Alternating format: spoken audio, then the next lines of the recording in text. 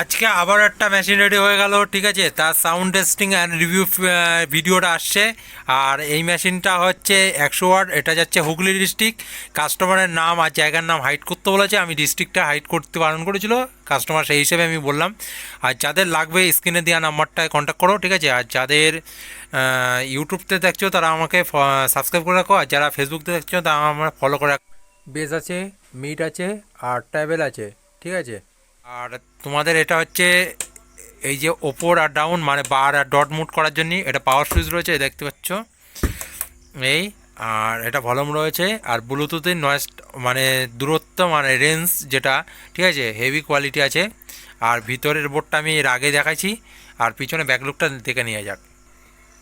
পিছনে ব্যাকলুক আছে, এই যে হাওয়া পাস করার জায়গা রয়েছে এখান থেকে, ঠিক আছে। এই যে হচ্ছে আমার স্পিকারের জায়গা, এখানে ইনপুট আউটপুট মানে ইনপুটটা নিতে পারবে এখান থেকে, ঠিক আছে, মেশিনের জন্যে। আর এই হচ্ছে তোমাদের পাওয়ার কেবিল আছে। আর ক্যাবিনেটটা দেখতে পাচ্ছ।